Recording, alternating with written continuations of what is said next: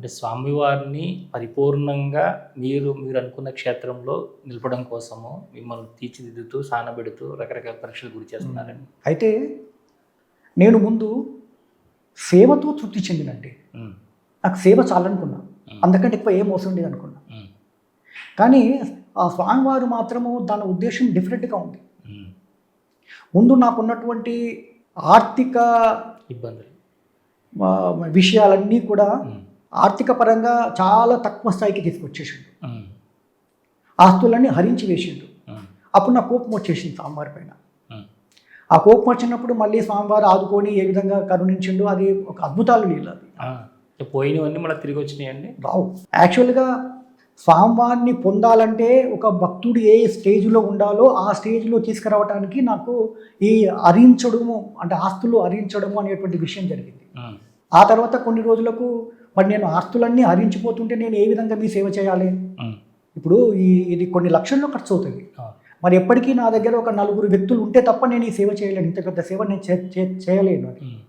అంటే నాకు నా యొక్క పూర్తి ఆర్థిక బాధ్యత నేనే వహిస్తున్నా అని చెప్పి స్వామివారు చెప్పేశాడు. అప్పటి నుంచి నాకు ఇక ఇబ్బంది లేదు. అంటే స్వామివారే మీకు స్వయంగా నువ్వు పలానా ఇంట్లో ఉండాలి, నీకు నేను ఇల్లు ఇప్పిస్తున్నాను, లేదా పలానా చోట ఉండాలి, ఇలాంటివన్నీ అంటే మీరు వారిని ఇంకా నాకేమీ లేదు నువ్వే ఆదుకోవాలి అంటే ఇచ్చారా, లేదా వారి యొక్క కరుణతో లేదు నువ్వు ఇక్కడ ఉండాలి దాసు అని మీకు ఇచ్చారా? స్వామివారు ఏది చెప్పాలనుకుంటారో దానికి సంబంధించినటువంటి ప్రేరణలు నాకు ఒక 10 రోజుల ముందు నుంచి వస్తుంటాయి. ఆ రకంగా నేనే ప్రార్థిస్తే నీ ప్రార్థన ప్రకారమే ఇస్తున్నా అని చెప్పి అనుగ్రహిస్తాడు. అన్నీ అంతే, ఈ సేవలు కూడా అంతే. ఈ సేవను ప్రసాదించే 10 రోజుల ముందు నుంచి ఆ రకమైన ప్రేరణ కలుగుతుంటాయి నాకు. ఆ ప్రేరణకు నేను తట్టుకోలేక స్వామిని మరిపరి విధాలుగా నేను ప్రార్థిస్తుంటా. ఆ విధంగా అనుగ్రహిస్తాడు. చూడు, నువ్వు ప్రార్థిస్తేనే ఈ సేవను నేను నీకు ప్రసాదిస్తున్నా, దాన్ని సమర్థవంతంగా చేసే బాధ్యత నీదే అని చెప్తుంటాను. మళ్ళీ అంటే మీరు స్వామివారి సేవలో ఆయన నిత్యం కొలుస్తూ ఉన్న మీకు ఒక్కసారిగా ఆర్థిక ఇబ్బందులు వచ్చినప్పుడు స్వామివారి మీద మీకు కోపం రాలేదు? నేను నీ సేవలు ఉంటే నాకు ఎందుకు ఇన్ని కష్టాలు వచ్చినాయి అట్లా వచ్చింది. అసలు నేను వెళ్ళను, నేను తిరుపతికే వెళ్ళను అని చెప్పి పడుకొని కూర్చున్న సందర్భాలు కూడా ఉన్నాయి. నా కోట్లాది రూపాయల ఆస్తులు పోయినాయండి. మియాపూర్లో 2 ఎకరాలు ఉంటే నాకు. నేను అప్పుడు ఏమనుకున్నా అంటే ఈ 2 ఎకరాలు చాలు, ఎట్లాగో సిటీ పెరుగుతూ ఉంటుంది, ఆ 2 ఎకరాలు పెట్టుకుంటే నేను ఇక ఇంకేం చేయవలసిన పని లేదు కదా, హాయిగా ఉండొచ్చు కదా అనుకున్నాను. కానీ కర్మఫలాన్ని అక్కడికే ఆగి పెట్టుకోవాలనుకున్నాను. కానీ కర్మఫలం అనుభవించాలి మనిషి. ఇంకోటి, భక్తుడు ఎట్లా ఉండాలంటే కంప్లీట్గా భగవంతుని పైనే ఆధారపడి ఉండాలి. ఆ స్థితికి తీసుకురావడం అనేది స్వామి యొక్క సంకల్పం. అయితే ఆ 2 ఎకరాలు కూడా దుండగులు ఆక్రమించుకున్నారు. అది మొత్తం ఆక్రమించుకున్నప్పుడు నేను ఎప్పటికీ స్వామి స్మరణలోనే ఉండేవాడిని కాబట్టి నాకు మిత్రులతో కానీ లేకుంటే బంధువులతో కానీ అన్ని తెగదెంపులు చేసుకున్నాను. వాళ్ళతోటి నాకు రుచించకపోయేది. నాకు ఏకాంతం కావాలి, లేకుంటే భక్తులతో సహవాసం కావాలి, ఈ 2 కావాలి. కాబట్టి వాళ్ళు ఈ విధంగా రకమైనటువంటి వ్యక్తులు కాదు, లౌకికులంతా కూడా. కాబట్టి నేను లౌకికులతో ఉండేవాడిని కాదు. ప్రభు, నేను ఏకాకిని, నాకు ముందు వెనుక ఎవరు లేరు, మీరే రక్షించండి అని చెప్పి ఒకరోజు నేను స్వామివారిని ప్రార్థించిన. అప్పుడు ఏమంటాడంటే, నీకెందుకు బాధ, నీ ముందు వెనుక నేనే ఉన్నా అని చెప్పి చూపించాడు. అది ఎట్లా అంటే, ఒకరోజు నేను మా వైఫ్, మా కుటుంబ సభ్యులు ఇంకా కొంతమంది కలిసి ఒక దూరపు ప్రాంతమైనటువంటి ఒక ఫేమస్ ఉన్నటువంటి ఒక హరిక్షేత్రమునకు దర్శనం కోసం వెళ్ళినాం. అది దూరంగా ఉంది కాబట్టి మేము ఇక్కడ బయలుదేరి అక్కడికి వెళ్ళేసరికి సాయంత్రం అయిపోయింది. దాదాపు 7-8 దాకా అయిపోయింది అక్కడికి టెంపుల్కి వెళ్ళేసరికి. అప్పటికి టెంపుల్ బంద్ అయిపోతుంది. కానీ అక్కడ భక్తులు వసతి కోసము ఇక్కడ ఏమి ఏర్పాట్లు లేవు. అందుకని అందరూ నాతోటి వచ్చినప్పుడు అందరికీ కూడా పక్కన దగ్గరలో ఉన్నటువంటి ఊరిలో వెళ్ళి పడుకుందామని చెప్పి అందరు వెళ్తున్నారు. నేను కూడా వెళ్ళాలని పోతున్నా.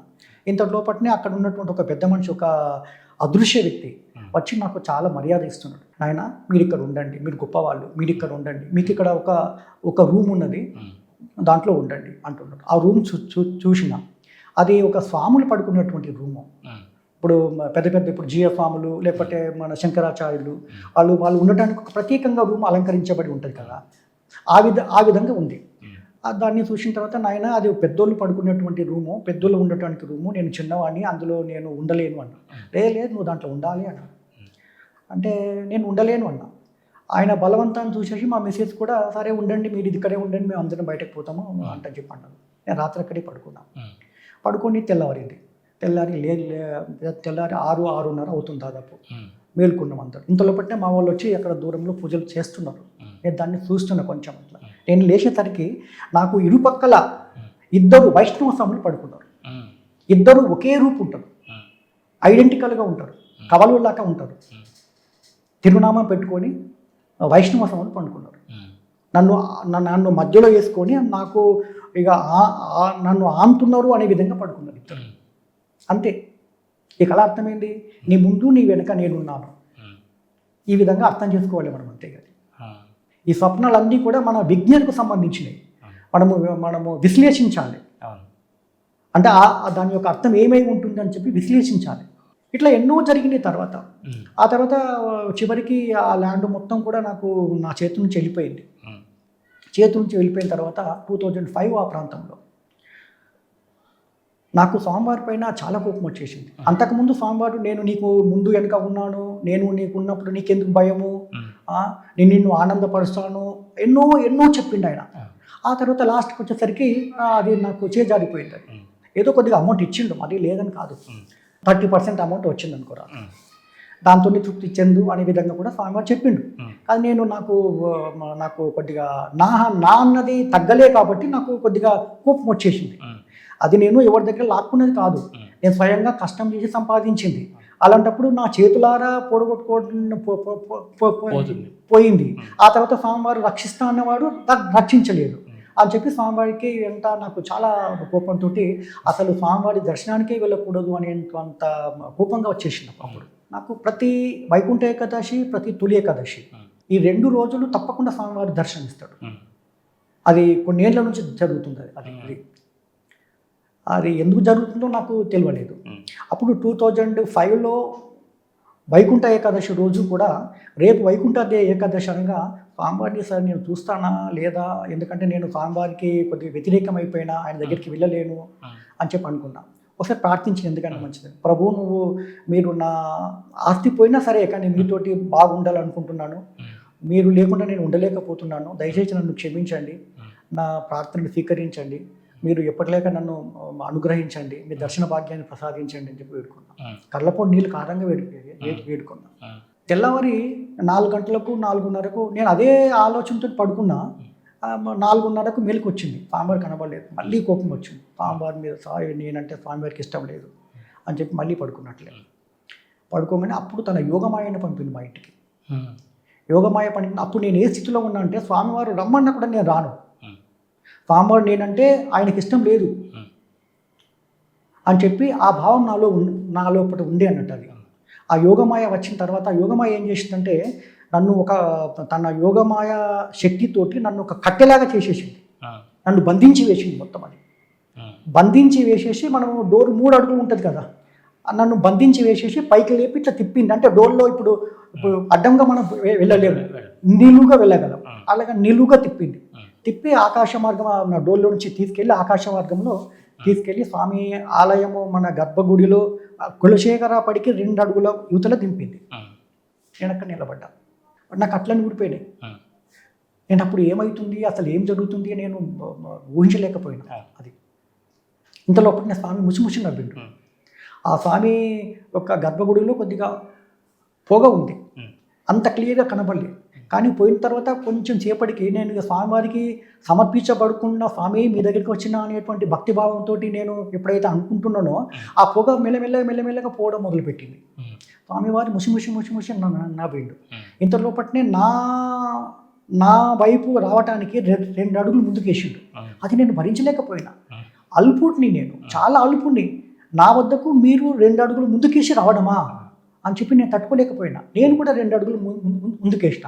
కులశేఖర పడి దాటి 2 అడుగులు లోపలికి వేసిన. నేను స్వామివారు కూడా 2 అడుగులు ముందుకేసిండు. నా ముందు నిలబడ్డారు ఇట్లా, నేను ఆయన ముందు నిలబడ్డా. ఆయన ఒక కటి హస్తం ఉంటుంది, ఒకటి వరద హస్తం ఉంటుంది. ఇప్పుడు నా దృష్టి మొత్తం ఈ 2 చేతులపైనే ఉంది. ఇప్పుడు ఏం చేసినట్టే ఈ కటి హస్తాన్ని ఇట్లా పెట్టిండి. ఆయన లోపల చలనం చూసిన. ఉమ్, చలనం చూసేసరికి నేను ఇక నా లోపల ఇంకా భరించలేకపోయినా. ఉమ్, ఆ తర్వాత ఈ చెయ్యిని పైకి ఎత్తిండు, ఇట్లా ఉమ్, పైకెత్తి మళ్ళీ కటిహస్తం లేక తీసిండు, నా వీపు వెనక పెట్టిండు, ఇట్లా లాక్కున్నాడు. ఉమ్, అది ఆలింగనం. అది. దాంతో నేను కోల్పోయినటువంటి ఆస్తి అసలు ఉమ్, ఏ ఒక అగ్గిలో వేసినటువంటి దూది పింజలెక్క అయిపోయింది నాకు. ఆ, నాకు ఎందుకు ప్రభు ఆస్తి, ఉమ్, మీరు తప్ప ఏం చేసుకోలే నాకు అది. ఉమ్, నేను స్వామి అనుగ్రహాన్ని ఒక పక్క, ఆస్తిని ఒక పక్క వేసుకొని మన త్రాసులో కొలుచుకుంటే నా స్వామి అనుగ్రహం ఎన్నో కొన్ని కోట్ల రేట్లు బరువైనది ఉమ్, అని చెప్పి నేను స్వామి నన్ను ఇట్లా ఆస్తిని హరించి వేసిండు అనేటువంటి భావము తొలిగిపోయింది. ఉమ్. అంటే అది ఏం చేసినా కూడా స్వామివారి యొక్క లీల అని, ఆ స్వామివారు మనల్ని ఇంకా దగ్గర చేసుకోవడం కోసమే చేస్తున్నారనే భావన. అది ఒకటి. ఉమ్, ఈ లీల కొనసాగాలని, స్వామివారిని యొక్క సేవ ఆతృతతో చేయాలని, ఉమ్, స్వామివారి పట్ల అమితమైన భక్తి విశ్వాసాలు ఉండాలని చెప్పి, ఉమ్, చెదిరిపోకూడదని, ఇవన్నీ లీలలు. మనము మామూలు వ్యక్తులము, పైగా నేను కలియుగంలో జనాల మధ్యన నివసిస్తున్నా. ఉమ్, ఇప్పుడు కలియుగ ప్రభావము కానీ జనాల ప్రభావం కానీ నా పైన ఉంటుంది. అవును, నేను ఇంత సేవ చేస్తున్నప్పటికీ కూడా ఈ సేవ జనాల మధ్యలో ఉండి సేవ చేయాలి. అవును. కాబట్టి ఈ కలి ప్రభావం అనేది నా లోపల పడుతుంటుంది. కాబట్టి ఈ కలి ప్రభావాన్ని ఎప్పటికప్పుడు ఆయన లీలల ద్వారా తీసేసి వేస్తున్నాడు అని చెప్పి నేను గ్రహించాను. ఉమ్, పూర్వము భద్రుడు కానీ యాదగిరి కానీ ఉమ్, తపస్సు చేసిండు, స్వామివారిని పొందిండు. కానీ వారు ఎలాంటి పరిస్థితుల్లో తపస్సు చేసిండ్రు? ఉమ్. ఏకాంతంగా చేసిండ్రు, అనుకూలమైన పరిస్థితుల్లో. అనుకూలమైన పరిస్థితుల్లో చేసిండ్రు. వాళ్ళకు ఓన్లీ తినడానికి భోజనం ఉంటే అయిపోయి, అది కూడా పండ్లు పొలాలు చేసుకుని చేసిండ్రు. ఇప్పుడు నా పరిస్థితి అట్లా కాదు. నలుగురు మధ్యలో ఉండాలి, సేవ చేయాలి.